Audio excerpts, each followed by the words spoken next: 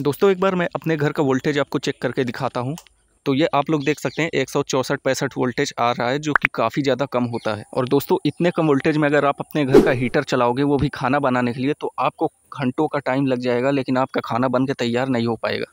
क्योंकि हीटर जो होता है वो 220 वोल्ट पर ऑपरेट होता है, लेकिन हमारे यहाँ पे 166 वोल्टेज आ रहा है, तो बहुत ही ज़्यादा वोल्टेज डिफरेंस है। लेकिन दोस्तों इसी वोल्टेज पर अगर हम हीटर के स्प्रिंग को ठीक उसी तरह जलाएं जिस तरह 220 वोल्ट पर चलता है, तो आप क्या इसे जादू समझेंगे? चलिए इस जादू को आपके सामने पेश करते हैं, लेकिन उससे पहले हीटर को एक बार 166 वोल्टेज पर चला के आपको दिखाते हैं। तो आपके सामने हीटर रखा हुआ है और बोर्ड में प्लग हमने लगा लिया है। चलिए स्विच को ऑन कर देते हैं और स्विच को हमने ऑन कर दिया है। अब आप लोग देखिएगा कि हीटर की स्पीड कितनी है। तो गाइस यार, हीटर की स्पीड आप लोग देख ही सकते हैं कि कितना तेज़ जल रहा है। इसमें अगर आप खाना बनाने बैठोगे तो आपका 4-5 घंटा यूं ही निकल जाएगा, लेकिन आपका खाना भी सही से नहीं बन पाएगा। लेकिन गाइस अगर मैं हूं तो फिक्र करने की ज़रूरत नहीं है। इसी हीटर को हम इतने ही वोल्टेज पर फुल स्पीड में जला के आपको दिखाने वाले हैं। हीटर के स्प्रिंग के साथ थोड़ा छेड़छाड़ करेंगे और यही हीटर काफ़ी स्पीड से चलना स्टार्ट हो जाएगा। तो गाइस यार चलिए हीटर को टेबल पे ले चलते हैं और वहीं पर आपको दिखाते हैं कि इसमें करना क्या है। तो भाई लोग, हीटर को हमने टेबल पे ला लिया है। अब मैं आपको बताता हूँ कि हीटर को किस तरह मॉडिफाई करें ताकि हमारा हीटर काफ़ी तेज़ी से जलना चालू हो जाए। तो गाइस यार, सबसे पहले आपको क्या करना है कि ये दोनों जो नट आपको दिखाई दे रहे हैं, इन्हें एक पेचकस से खोल लेना है। तो पेचकस हमने ले लिया है। अब इसको खोलते हैं और आगे का प्रोसेस आपको बताते हैं। और दोस्तों यकीन मानो, ये प्रोसेस काफ़ी ज़्यादा लाजवाब है। इसमें आपका 1 रुपये भी पैसा नहीं लगने वाला है, ना कि आपको स्टेबलाइज़र के लिए कोई खर्च करना है। फ्री में बिना 1 रुपये पैसा खर्च किए आप अपने हीटर को तेज़ी से जला सकते हैं, ठीक उसी तरह जैसे 220 वोल्ट पर आपका चलता था।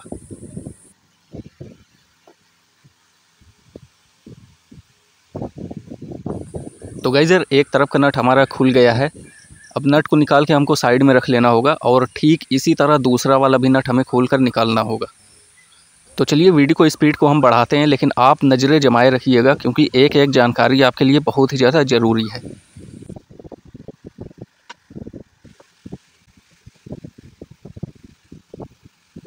तो गाइस यार, दूसरा नट भी हमारा निकल चुका है। अब क्या करना होगा कि इन दोनों स्प्रिंग को हमें बाहर की तरफ निकाल लेना होगा और ये जो जितना भाग निकला है, इसको हमें प्लायर से कट कर लेना होगा। तो चलिए प्लायर को उठाते हैं और इसको कट करते हैं।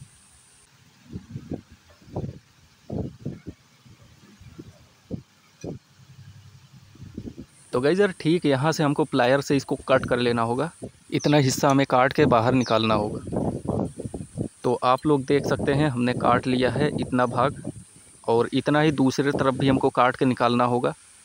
तो आप लोग स्क्रीन पर देख सकते हैं, ठीक इसी तरह आप भी काट सकते हैं, कोई दिक्कत की बात नहीं है, बहुत आसानी से हो जाता है। देख लीजिए, इतना इतना भाग हमने दोनों तरफ से निकाल लिया है। चलो इसको आप साइड में रख देते हैं, क्योंकि इसका अब कोई काम नहीं रहा।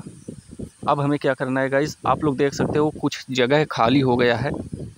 अब इस स्प्रिंग को हमको बाहर निकाल के इसको खींच कर, थोड़ा तान कर, जहाँ नट लगता है वहाँ तक पहुँचाना होगा, ताकि कनेक्शन हमारा कंप्लीट हो सके। बहुत आसान काम है भाई लोग। मैं डीपली आपको समझा रहा हूँ, एक एक चीज़ आपको दिखा रहा हूँ, क्योंकि यूट्यूब पे कुछ भाई लोग हैं जिनको इलेक्ट्रिकल से रिलेटेड थोड़ी सी भी नॉलेज नहीं रहती, तो उनके लिए हमको डिटेल में बनाना पड़ रहा है वीडियो।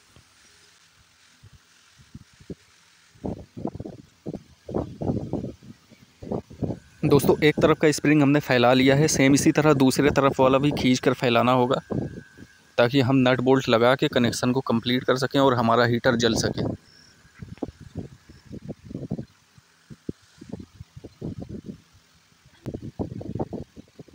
सो फाइनली गाइस, अब चलिए हम नट बोल्ट को लगा के कनेक्शन को कंप्लीट करते हैं। तो आप लोग देख सकते हैं कुछ इस तरह से नट में हमको इस नाइक्रोम वायर को लपेटना है, और लपेटने के बाद हमको उसी होल में लगा के नट को टाइट कर देना है। हमारा कनेक्शन कंप्लीट हो जाएगा। तो आप लोग वीडियो पर बने रहिए, देखते रहिए।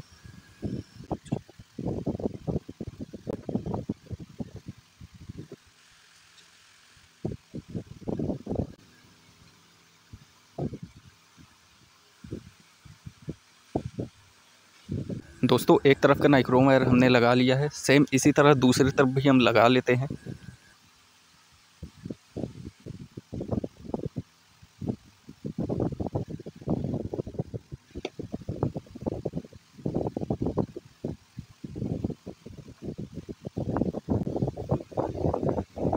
तो गाइस यार सामने की तरफ आप लोग देख सकते हैं कनेक्शन कंप्लीट हो चुका है। अब चलिए इसको हीटर को पलट कर पीछे की साइड नट को लगा देते हैं।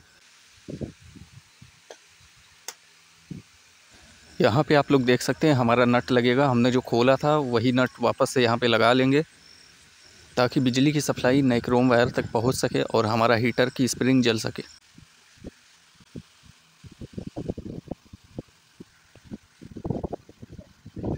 तो गाइस एक तरफ का नट लग गया है, दूसरी तरफ लगाते हैं।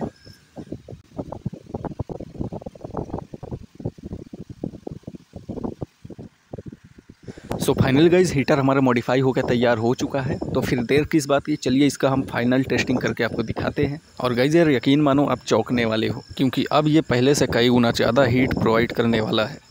तो गाइस यार हमने हीटर को यहीं पर टेस्ट करना है। प्लग वगैरह लगा है, स्विच को ऑन कर लेते हैं।